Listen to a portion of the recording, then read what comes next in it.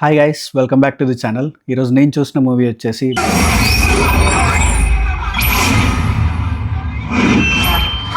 Movie నాకెలా అనిపించిందో చెప్పాలంటే నాకైతే అస్సలు నచ్చలేదు. ఔట్ రైట్ అస్సలు అంటే అస్సలు నచ్చలేదు. కొన్ని సినిమాలు ఉంటాయి, క్రింజ్ అనే పదానికి పర్ఫెక్ట్ ఎగ్జాంపుల్. మొన్నెప్పుడో 'లైలా' వచ్చింది. ఆ సినిమా అసలు క్రింజ్ ప్రో మ్యాక్స్ అనమాట. ఈ సినిమా కూడా ఆ స్టాండర్డ్‌కి ఎక్కడికి తగ్గదు. నాకెందుకు అలా అనిపించిందని చెప్పి ఫుల్ రివ్యూలో మాట్లాడుకుందాం. ఫుల్ రివ్యూలోకెళ్ళిపోతే,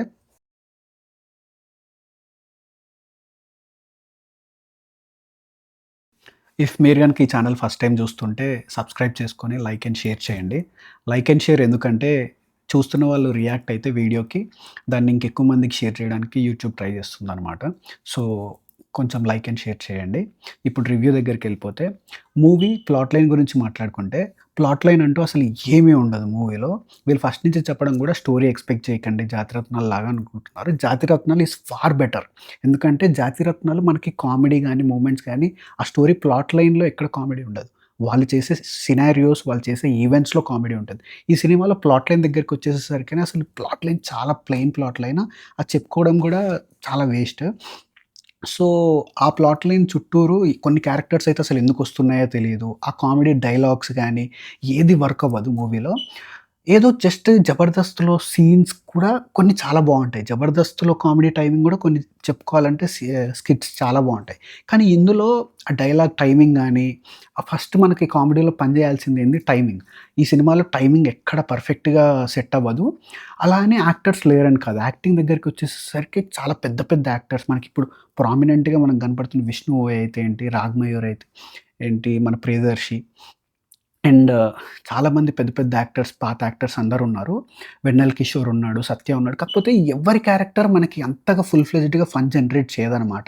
వాళ్ళొచ్చి వెళ్ళిపోతూ ఉంటారు. అదేదో డైలాగ్స్ చెప్తూ ఉంటారు గానీ, మనకి ఎక్కడ ఆ ఫన్ అనేది జనరేట్ కాదు. అంత పెద్ద పెద్ద యాక్టర్స్ ఉన్నా గానీ, వాళ్ళ యాక్టింగ్ ఎక్కడ మనకి ప్రామినెంట్‌గా అనిపియదు ఈ మూవీలో. అండ్ 'నిహారిక ఎన్‌ఎం' దగ్గరికొచ్చేసేసరికి, 'Niharika NM' she might be a great influencer. But acting దగ్గరికొచ్చేసరికి తనంత మంచి యాక్టర్ ఏం కాదు నాకు ఈ సినిమాలో అనిపించింది. అంటే హీరోయిన్ పరంగా.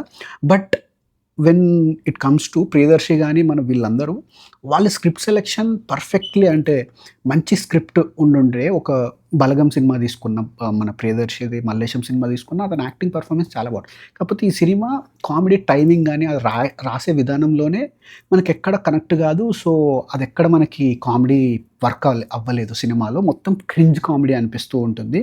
ఆ డైలాగ్స్ గాని ఏదైనా. And next when it comes to music పర్లేదు బావుంది. కాకపోతే ఈ సినిమాలో పెట్టాలి కాబట్టి పాట ఇట్లా కట్టుపన్న సాంగ్ అన్నట్టొస్తుంది. కాకపోతే సినిమాలోనే లీనమైపోయినట్టు మూవీలో సాంగ్స్ మనకు గానీ, మ్యూజిక్ గానీ ఏది ఉండదనమాట.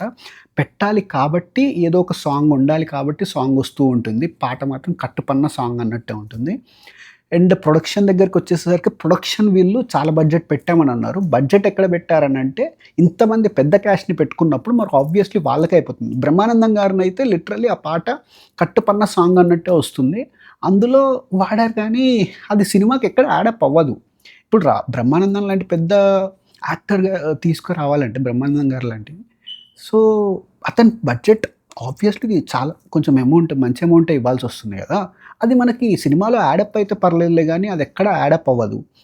ఆ పాట గూడా ఏం అంత అవసరం ఉన్న పాటేం గాదు. ఇప్పుడు మనం ఉన్న దాంట్లో పక్కా పాటలుండాలి అన్నట్టు కాదు కదా! కామెడీ ఏమన్నా ఉంటుందా సాంగ్స్‌లో అంటే అలా లేదు. ఫస్ట్ సాంగ్ దగ్గర నుంచి 3 సాంగ్స్ ఉంటాయి. 3 సాంగ్స్ ఏ సాంగ్ గాని మనకలా అనిపియదు. ప్రొడక్షన్ మాత్రం ఫుల్లీ వీళ్ళకి డబ్బులియ్యడానికి, అంటే క్యాస్ట్‌కి డబ్బులియ్యడానికి తప్ప మనకి ప్రొడక్షన్ వాల్యూస్ థియేట్రికల్‌గా మనకి ఆ స్క్రీన్ మీద ఎక్కడ కనపడదనమాట. స్పెండ్ చేసిన ఒక్క రూపాయి గూడా. సో, క్రింజ్ అనే పర్యాయ పదానికి మూవీస్‌లో అప్పుడు 'లైలా' ఒకటి ట్రెండ్ సెట్ జేస్తే, ఇప్పుడు ఈ సినిమా దాన్ని ముందుకు తీసుకెళ్తుందనమాట. ఇలాంటి సినిమా గనక ఆడితే ఇలాంటి సినిమాలే ఆడుతున్నాయి కదా అని చెప్పి తీస్తూ ఉంటారు.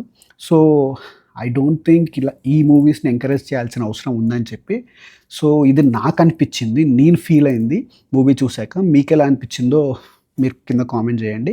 If you like the review please like, share and subscribe to the channel. రేపు 'తెలుసు కదా' మూవీకెళ్తున్నాను. అండ్ ఎల్లుండి మన 'కేరామ్' మూవీకెళ్తున్నాను. అండ్ 'డూడ్' మూవీ గూడా ఈ మధ్యలో ఎళ్తాను. So, if you want to watch those reviews also, అంటే నాకెలా అనిపిచ్చిందో తెలుసుకోవాలనుకుంటే ఈ ఛానల్ సబ్స్క్రైబ్ చేసి పెట్టుకోండి. నేను వీడియో పెట్టేయంగానే మీకు నోటిఫికేషన్ వచ్చేస్తుంది. సో, మూవీ అయితే నాకు అస్సలు నచ్చలేదు. That's it. See in my next video.